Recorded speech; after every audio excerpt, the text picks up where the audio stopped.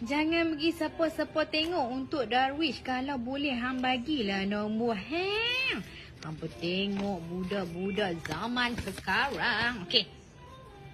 Assalamualaikum Darwish. Nak tanya awak, hang blok aku kat TikTok. Aku tak hang remeh dengan cik aku. Tapi aku suka hang betul-betul.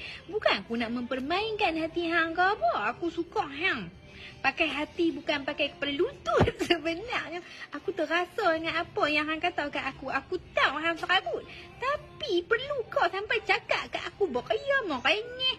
Bodoh, perlu kau. Orang pun ada hati dengan perasaan. Aku tahu yang aku ni tak sempurna macam orang lain. Tapi perlu kau hang kata lagu tu. Dah lah kalau panjang-panjang nanti. Diam. Nanti hang malas baca. Aku nak hang balas apa yang aku tanya. Kalau hang tak mau balas, aku tak boleh kata apa-apa sebab hang bukan siapa-siapa bagi aku. Tapi kita kawan yang sama kelas. Dah tu je. Assalamualaikum. Dahsyat tu no. Tantui ni aku tak tahu dia hang tak surat kat siapa ni. Takkan kakak hang tak kat Darwish.